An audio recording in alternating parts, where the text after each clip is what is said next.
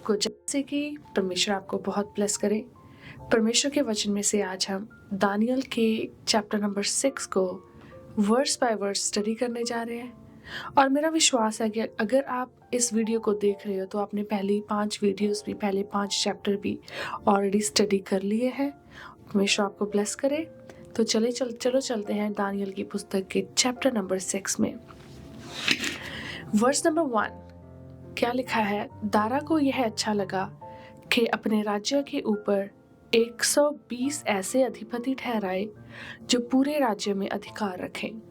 तो अभी जब हम चौथे अध्याय में, 5वें अध्याय में हम देख रहे थे तो हमने पढ़ा कि बेबीलोन पर मीड एंड पर्शियंस ने हमला किया बड़ी ही चालाकी से और उन्होंने उस जगह को जीत लिया। तो अभी यहाँ पे बेबीलोन पर जो कब्जा है वो मीड और पर्शियंस का कब्जा है। तो वहाँ का जो अभी राजा, जिस राजा की बात की जा रही है, ये राजा दारा, तो ये सिर्फ 2 साल के लिए राजा बना था और इसके बाद राजा साइरस बना था। तो अभी इसका जो टाइम पीरियड है ये अराउंड 538 BC, तब ये राज्य गद्दी पर था। और ये राजा, जिसको इंग्लिश में हम डेरियस भी बोलते हैं, तो क्या हुआ कि जब ये इसने राज्य को संभाला, बेबीलोन के राज्य को संभाला, वहाँ के राजा को जीता, तो उसने डिसाइड किया कि वो राज्य के ऊपर 120 जो है अधिपति ठहराएगा। और उसके बाद उसने डिसाइड किया और उनके ऊपर उसने 3 अध्यक्ष, जिनमें से दानियल एक था, इसलिए ठहराए कि वे उन अधिपतियों से लेखा लिया करें और इस रीति राजा की कुछ हानि ना होने पाए। तो ये स्ट्रेटजी एक अच्छी स्ट्रेटजी थी। तो राजा ने प्लान बनाया कि मैं अभी राज्य के ऊपर 120 अधिपति ठहराऊंगा और उन 120 अधिपतियों के ऊपर भी मैं 3 अध्यक्ष ठहराऊंगा। और जब हम वचन पढ़ते हैं हम देखते हैं कि उन 3 में से दानियल एक था। तो मैं आपको याद दिलवाना चाहती हूँ, दानियल उस जगह पे एक यहूदी जो प्रिजनर था, क्योंकि उसको जब यहूदियों को बेबीलोन का राजा जीत कर लेके आया था, जैसे हम पिछले अध्यायों में पढ़ रहे थे, पिछले चैप्टर्स में हम स्टडी कर रहे थे, जब यहूदियों को बंदी बनाकर बेबीलोन का राजा लेकर आया था तो उनमें से एक दानियल भी था और उसके दोस्त भी थे। तो अभी दानियल इस जगह पे परमेश्वर उसको बहुत ऊंचा उठा रहे हैं, क्योंकि जिस ओहदे पर अभी वो यहाँ पे है ये बहुत ही बड़ी चीज़ है एक यहूदी के लिए, एक गुलाम के लिए, ऐसे देश में ऐसे ओहदे पर होना जहाँ पे वो एक गुलाम या प्रिजनर, एज अ प्रिजनर आया था। तो अभी क्या है कि वो 3 अध्यक्षों में से एक है। जब ये देखा गया कि दानियल में उत्तम आत्मा रहती है, तब उसको उन अध्यक्षों और अधिपतियों से अधिक प्रतिष्ठा मिली, वरन राजा यह भी सोचता था कि उसको सारे राज्य के ऊपर ठहराए। तो अभी जब वचन कहता है कि दानियल में एक उत्तम आत्मा थी, हर वो इंसान जो परमेश्वर यीशु मसीह पर विश्वास करता है आज, उनमें भी एक उत्तम आत्मा है जिसको हम पवित्र आत्मा बोलते हैं। पर अगर कोई अन्य जाति उस इंसान को देखेगा तो ये ऐसे ही शायद एक्सप्लेन करेगा कि इसमें कुछ स्पेशल स्पिरिट है, कुछ खास चीज है। और वो जो खास चीज है वो उसको हमारी शक्ल देख के नहीं, हमारे कामों से पता चलेगी। दानियल के कामों से, उसके रहने से, उसके रहने के तरीके से, उसके चाल चलन, उसकी विजडम, क्योंकि वो परमेश्वर के साथ हर समय संगति करने वाला इंसान था, ये सारी चीजें देखकर तो जब वो देखते थे तो उनका, ये बाइबल कहती है कि वो कहते थे कि दानियल में एक उत्तम आत्मा थी। और राजा तो दानियल को इतना पसंद करता था कि राजा ने ये भी सोचा था कि वो दानियल को सबसे ऊपर, सोचा था भी, किया नहीं था, कि वो दानियल को सबसे ऊपर, सारे राज्य के ऊपर ठहराए। तो अभी जब ये चीजें चल रही हैं तब अध्यक्ष और अधिपति राजकार्य के विषय में दानियल के विरुद्ध दोष ढूंढने लगे, परंतु वह विश्वास योग्य था और उसके काम में कोई भूल या दोष ना निकला और वे ऐसा कोई अपराध या दोष ना पा सके। तो अब जब उनको पता था कि राजा दानियल को कितना पसंद करता है, और उनको शायद इस चीज़ की भनक भी थी कि राजा ये प्लान कर रहा है।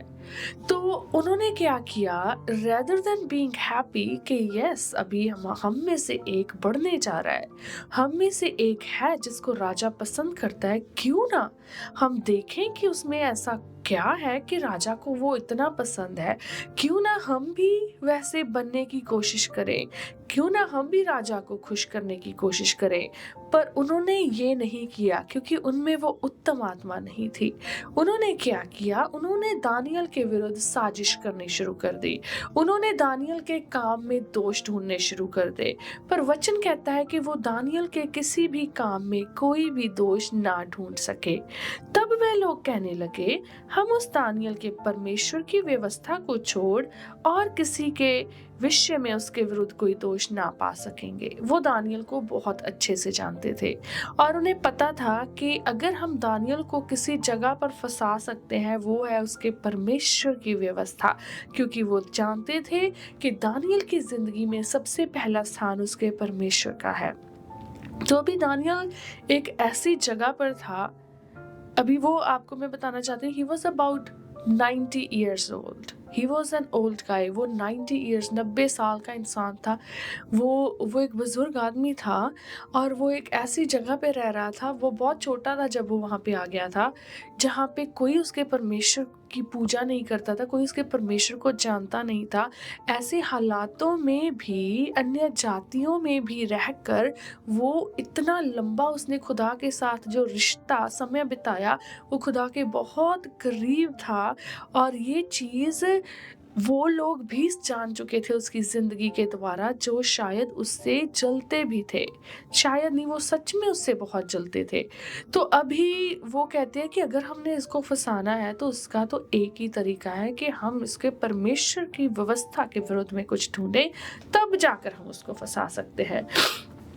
तब वे अध्यक्ष और अधिपति राजा के पास उतावली से आए और उससे कहा, हे राजा दारा, तू युग युग जीवित रहे।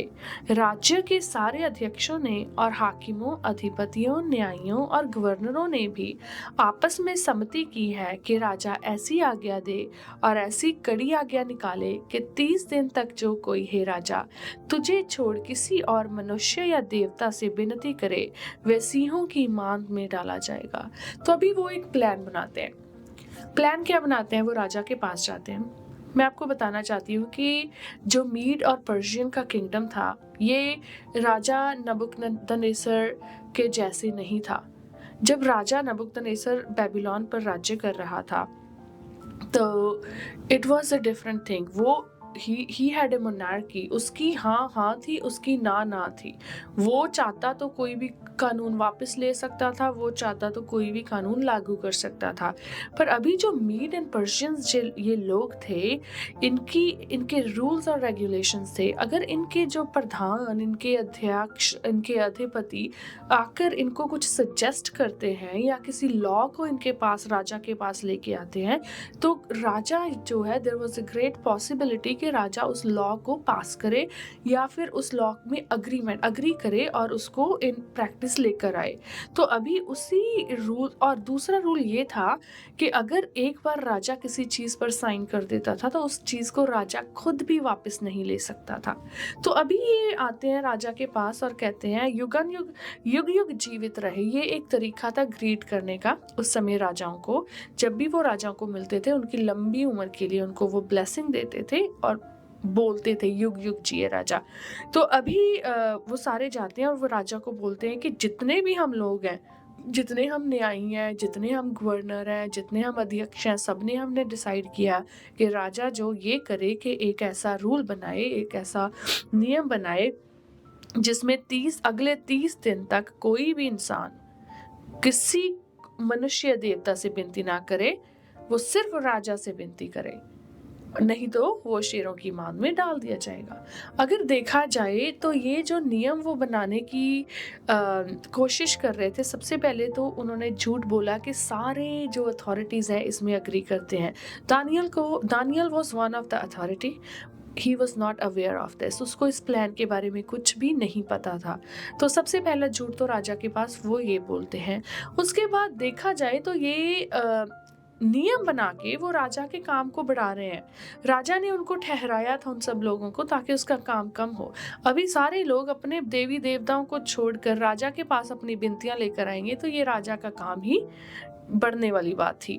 पर इसमें क्योंकि इट वाज वेरी कॉमन, ये बहुत कॉमन था उस समय राजाओं को अपने भगवान की तरह देखना, तो राजा को भी शायद ये आइडिया अच्छा लगा कि हाँ मुझे इज्जत मिल रही है, मुझे भगवान का दर्जा मिल रहा है, क्योंकि इन लोगों को इस चीज़ का कोई फर्क नहीं था कि अगर हम अपने देवी देवताओं को छोड़ भी देंगे 30 दिन के लिए, it does not matter. But they knew कि दानियल के लिए ये बहुत बड़ी चीज़ है।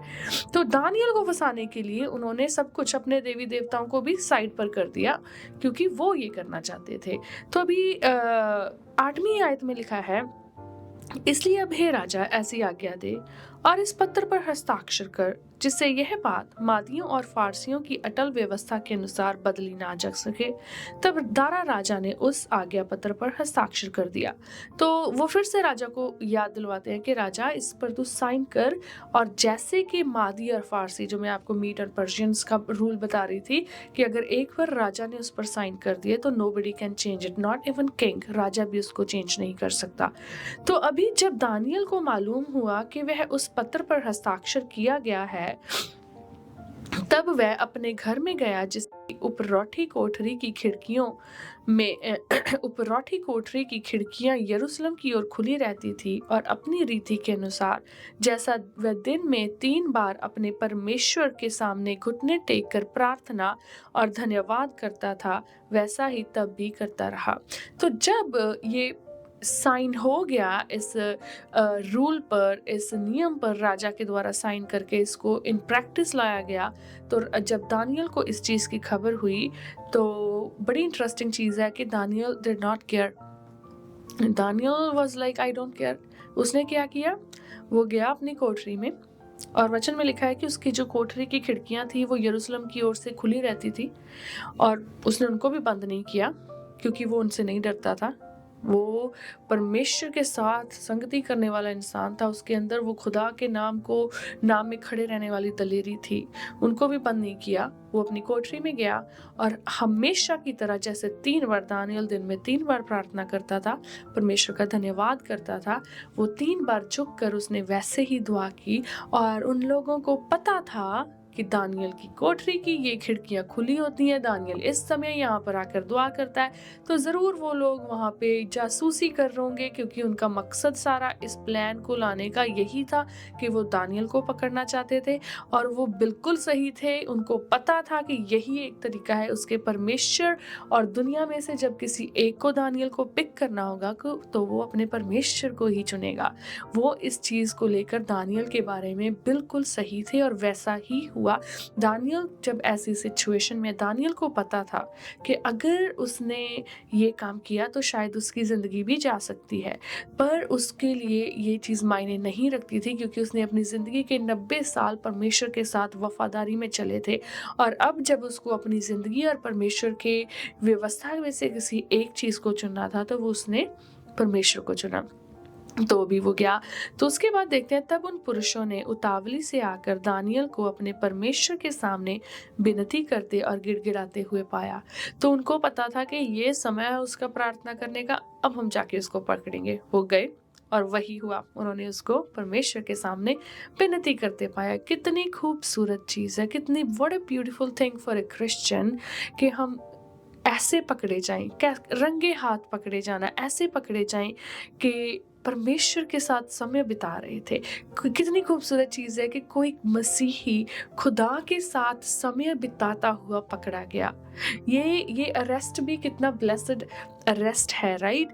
तो अभी जब उन्होंने उसको पकड़ा परमेश्वर की आराधना करते हुए, सबसे अच्छी चीज़ इस दुनिया में अगर वो कर सकता था, सबसे अच्छा काम करते हुए जब उन्होंने उसे पकड़ा, तो क्या हुआ, वो उसको राजा के पास लेके गए। अतः वे राजा के पास जाकर उसकी राज आज्ञा के विषय में उसे कहने लगे, हे राजा, क्या तूने ऐसे आज्ञा पत्र पर हस्ताक्षर नहीं किया कि 30 दिन तक जो कोई तुझे छोड़ किसी मनुष्य या देवता से विनती करेगा वह सिंहों की मांद में डाल दिया जाएगा? राजा ने उत्तर दिया, हाँ, मादियों और फारसियों की अटल व्यवस्था के अनुसार ये बात स्थिर है। तो भी वो राजा को बड़ी बड़ी कनिंगली जाकर राजा को कहते कि राजा, इज दिस ट्रू? जो हम बोल रहे हैं कि वो अभी भी तुझे याद है ना, जो नियम, जो पत्र तूने साइन किया? राजा कहता है कि हाँ। तो तब उन्होंने राजा से कहा, यहूदी बंदियों में से जो दानियल है, उसने हे राजा ना तो तेरी और कुछ ध्यान दिया और ना तेरे हस्ताक्षर किए हुए आज्ञा पत्र की ओर। वह दिन में 3 बार विनती किया करता है। तो फिर जब वो राजा को पहले उन्होंने याद दिलवाया उस नए नियम के बारे में, फिर वो राजा को बोल रहे हैं कि जो दानियल है यहूदियों में से बंदी बनाकर लाया। वो देखो वो कैसे टाइटल दानियल को, कितनी कितनी नाराजगी, कितनी ईर्ष्या उनके दिल में दानियल के लिए है कि Daniel was one of the authorities. उसको फिर भी जब वो राजा के सामने डिस्क्राइब कर रहे हैं, वो कैसे डिस्क्राइब कर रहे हैं? यहूदियों में से बंदी बनाकर लाया हुआ। क्योंकि वो उसको आज भी वैसे ही देखते थे कि ये दानियल जो बंदी बनाकर हमारे यहाँ लाया गया, ये आज हमारे ऊपर कैसे आ गया। तो अभी वो राजा को बोल रहे हैं कि उसको तेरी कोई परवाह नहीं है, वो तो 3 टाइम अपने परमेश्वर के पास दुआ करता है। तो यह बात सुनकर राजा बहुत उदास हुआ और दानियल को बचाने के उपाय सोचने लगा और सूर्य के अस्त होने तक उसे बचाने का यत्न करता रहा। तो अभी यहाँ पे क्या है कि राजा नाराज होने की जगह राजा उदास हो गया। क्यों? क्योंकि राजा दानियल से प्यार करता था। राजा को दानियल बहुत पसंद था, क्योंकि राजा को पता था कि दानियल एक बहुत बुद्धिमान और वफादार इंसान है और उसके राज्य के लिए एक बहुत बड़ी सपोर्ट है। तो इस बात से वो बहुत उदास हुआ और वचन कहता है कि वो शाम तक वो सोचता रहा कि कैसे मैं दानियल को बचा सकूं। क्यों? क्योंकि वो उसको पता था कि अभी जिस नियम को, जिस रूल को उसने ऑलरेडी लागू कर दिया, वो खुद उसको वापस नहीं ले सकता एज पर जो उनका मीडर पर्शियंस का लॉ था। तो तब वह पुरुष राजा के पास उतावली से आकर कहने लगे, हे राजा, यह जान रख कि मादियों और फारसियों में यह व्यवस्था है कि जो निषेधाज्ञा या आज्ञा राजा ठहराए वे नहीं बदल सकती। अभी उनको पता है कि राजा तो बेचैन हो गया, राजा पूरी कोशिश करेगा कि कैसे दानियल को बचाया जाए। तो वो आके राजा को बोलते हैं कि राजा यह जान रख के उसको रिमाइंड करवाते हैं कि जो तूने अभी कर दिया उसको तू वापस नहीं ले सकता।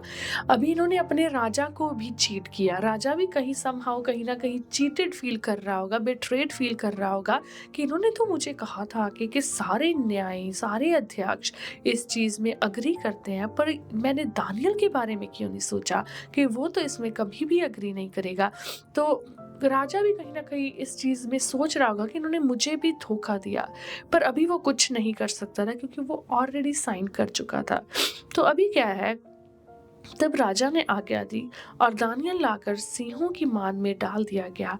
उस समय राजा ने दानियल से कहा, तेरा परमेश्वर जिसकी तू नित्य उपासना करता है वही तुझे बचाए। तो राजा जब सारे अपने प्लान, सारे हाथ पैर मारने के बाद जब उसे कोई योजना नहीं मिली कि वो कैसे दानियल को बचा सके, तो उसने सब कुछ उस दानियल के परमेश्वर के ऊपर छोड़ दिया। तो वो दानियल को as per the law, as per the rule, Daniel को शेरों की मान में डलवा दिया और वो दानियल को कहता है कि अभी जिसकी तू उपासना नित्य करता है वही तुझे बचाए।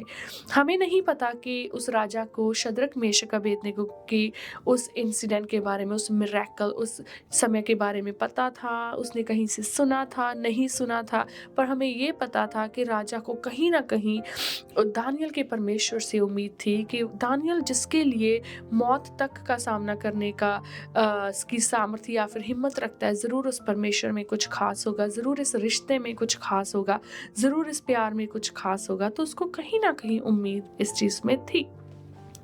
तब एक पत्थर लाकर उस गड्ढे के मुंह पर रखा गया और राजा ने उस पर अपनी अंगूठी से और अपने प्रधानों की अंगूठियों से मुहर लगा दी कि दानियल के विषय में कुछ बदलने ना पाए। तब राजा अपने महल में चला गया और उस रात को बिना भोजन पड़ा रहा और उसके पास सुख विलास की कोई वस्तु नहीं पहुंचाई गई, उसे नींद भी नहीं आई। तो राजा ने, वचन कहता है कि वो मांद को बंद कर दिया, उसको उस पर अंगूठी से मुहर लगाई गई और राजा अपने भवन में वापस गया। बहुत उदास था, खाना भी नहीं खाया, कोई भी कंफर्ट की चीज़ उस रात उसके लिए नहीं की गई बिकॉज वो बहुत सैड था।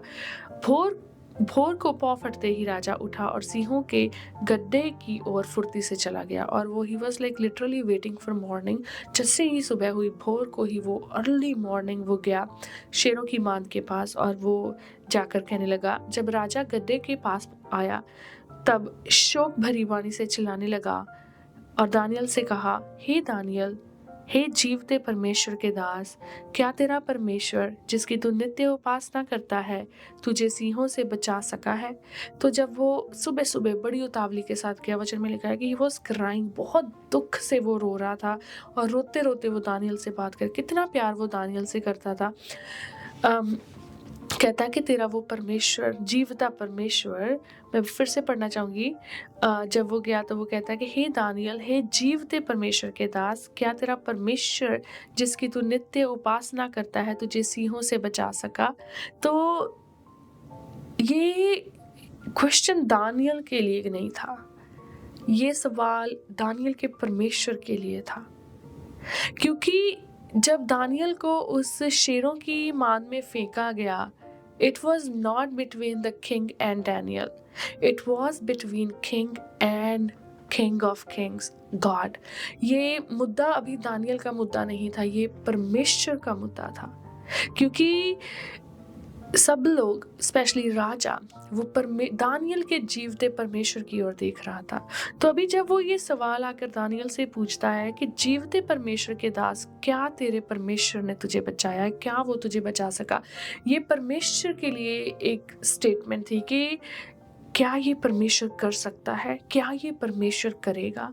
और जब परमेश्वर, हमारे परमेश्वर को जब हमारे परमेश्वर के सामने सवाल उठाएंगे उसके प्यार को लेकर, जब किसी ने आके हमारे परमेश्वर के प्यार को चैलेंज किया, जैसे हम शद्रक मेशक अबेदनगो के बारे में भी देखते हैं, जो परमेश्वर के लोग हैं उनकी स्टेटमेंट्स बहुत ही अच्छी स्टेटमेंट्स होती है। जैसे शद्रक मेशक अबेदनगो कहते हैं कि हे राजा, चाहे हम जानते हैं कि हमारा परमेश्वर हमें आग की भट्टी से निकाल सकता है, अगर वो नहीं भी करेगा वो फिर भी हमारा परमेश्वर है।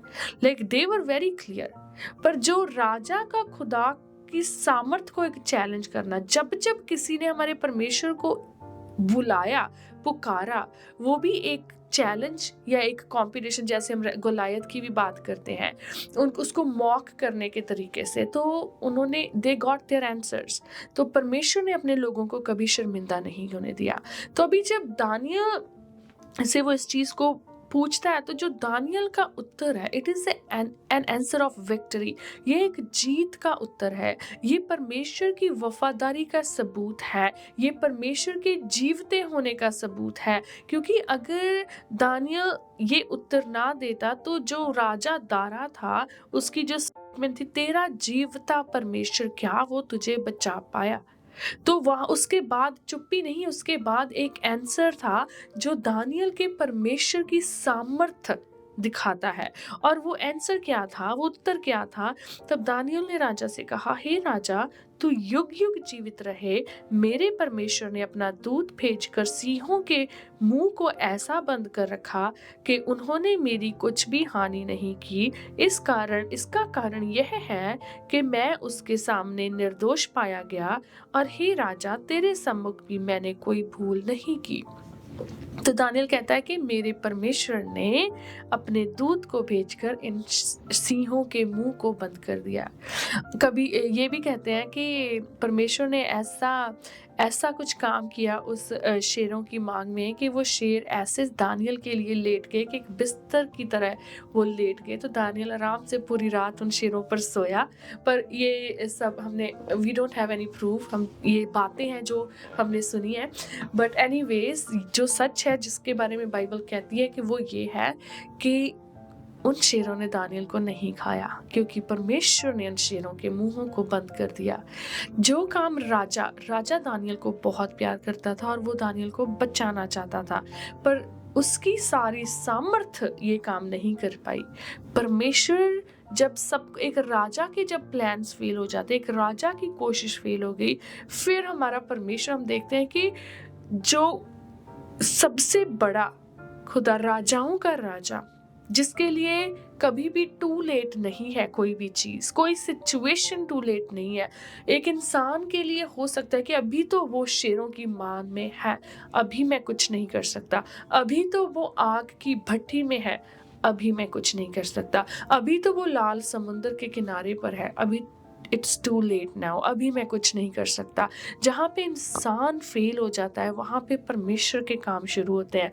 परमेश्वर उन शेरों की मांद में से अपने लोगों को निकालने की सामर्थ रखता है। So no matter how deep you are, कोई मायने नहीं रखता कि आज आप कितने गहरे में हो, जो आपका खुदा है वो जीवता परमेश्वर है।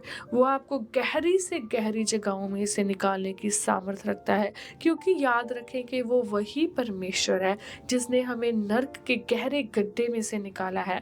इससे ज़्यादा असंभव चीज़ कोई और नहीं थी। This was the most impossible thing. अगर मैं अपनी डिक्शनरी में सोचूं मुझे कोई नर्क की आग से निकाल सके, तो खुदा ने वो भी हमारे लिए कर दिया, तो अभी उसके लिए कुछ भी असंभव नहीं है। तो दानियल के लिए भी उसने कुछ ऐसा ही किया। अभी आगे देखते हैं। तब राजा बहुत आनंदित हुआ, दानियल को गड्ढे में से निकालने की आज्ञा दी। अतः दानियल गड्ढे में से निकाला गया और उस पर हानि का कोई चिन्ह ना पाया गया, क्योंकि वे अपने परमेश्वर पर विश्वास रखता था। तब राजा ने आज्ञा दी कि जिन पुरुषों ने दानियल की चुगली खाई थी वे अपने अपने बाल बच्चों और स्त्रियों समेत लाकर सिंहों के गड्ढे में डाल दिए जाएं। और वे गड्ढे में पैंदी तक भी ना पहुंचे थे कि सिंहों ने उन पर झपट कर सब हड्डियों समेत उनको चबा डाला।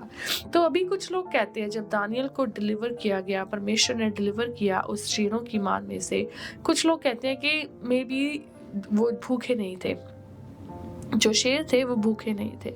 तो ये इस चीज का प्रूफ है कि जब राजा ने आदेश दिया कि जो अधिपति, जो न्यायी, जिन्होंने ये रूल लेकर राजा के पास आए थे, जब उसने आदेश दिया कि अभी इन सब को इनकी स्त्रियों के समेत, इनके बच्चों के समेत डाला जाए उसी शेरों की मान में, तो वचन कहता है कि वो गद्दे की पैंदी तक भी पहुंचे नहीं थे, शेरों ने उनको मार डाला, खा लिया। तो शेर भूखे थे, ये तो सच नहीं है कि वो भूखे नहीं थे, पर परमेश्वर ने दानियल को बचाया, ये सच है। अभी तब दारा राजा ने सारी पृथ्वी के रहने वाले देश देश और जाति जाति के सब लोगों और भिन्न भिन्न भाषा बोलने वालों के पास यह लिखा, तुम्हारा बहुत कुशल हो। मैं ये आज्ञा देता हूँ कि जहाँ जहाँ मेरे राज्य का अधिकार है वहाँ के लोग दानियल के परमेश्वर के सम्मुख कांपते और थरथराते रहें, क्योंकि जीवता और युगान युगान तक रहने वाला परमेश्वर वही है। उसका राज्य अविनाशी और उसकी प्रभुता सदा स्थिर रहेगी। तो अभी वो लेटर भेजता है सारे राज्य में, जहां जहां उसका राज्य था, और उनको बताता है कि दानियल के परमेश्वर से डरो क्योंकि वो जिंदा है। तो इतना कुछ होने के बाद, इतनी बड़ी मिरेकल के बाद भी वो दानियल का ही परमेश्वर रहा, वो राजा दारा का परमेश्वर नहीं बना। What a sad thing। कितनी उदासी भरी बात है कि वो उसको अपना परमेश्वर नहीं बना पाया। वो उसकी तारीफ कर रहा है, वो सबको बोल रहा है कि ये जिंदा है, इससे डरो, पर वो उसको अपना परमेश्वर नहीं बना पाया। आज भी लोग खुदा के कामों को देखते हैं पर वो उसको अपना नहीं बना पाते। वो फिर भी किसी का परमेश्वर ही रहता है, मेरा या तेरा, जिसके थ्रू परमेश्वर ने उनकी जिंदगी में काम किया। क्यों? क्योंकि वो उन चीजों से बाहर निकलना नहीं चाहते। They are very comfortable in a state, वो ऐसी स्टेट में बहुत कंफर्टेबल है जहाँ पे they are pleasing their gods, they are doing things. क्योंकि इंसान की एक फितरत है कि इंसान कुछ करना चाहता है हमेशा, तो वो अपने भगवानों के लिए भी कुछ करना चाहते हैं, उनके लिए कुछ करते हैं ताकि वो उनको खुश कर सकें।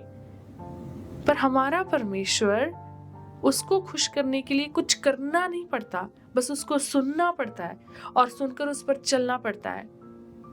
अपने शरीरों को काटना नहीं पड़ता, पर्वतों की चोटियों पर जाकर बैठना नहीं पड़ता, नंगे पैर दूर दूर तक चलना नहीं पड़ता, कुछ नहीं करना पड़ता, बस उसको सुनना पड़ता है और उस पर चलना पड़ता है।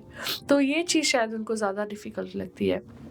बट एनीवेज, तो अभी भी वो दानियल का ही परमेश्वर रहा जिसने दानियल को सिंहों से बचाया, और वही बचाने और छुड़ाने वाला है, और स्वर्ग में और पृथ्वी पर चिन्हों और चमत्कारों का प्रकट करने वाला है। सब कुछ जानता है, फिर भी उसका परमेश्वर नहीं है। इस प्रकार दानियल, दारा और कुस्रू फारसी दोनों के राज्य के दिनों में सुख चैन से रहा। तो जैसे मैं बता रही थी, ये जो दारा डेरियस राजा था ये 2 साल तक रहा।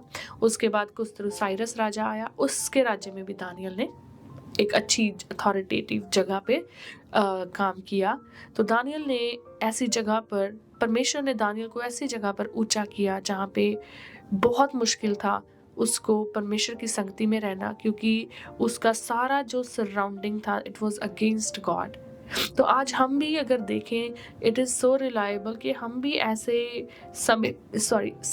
ऐसे समय में हैं जहाँ पे लोग परमेश्वर से नफरत करते हैं।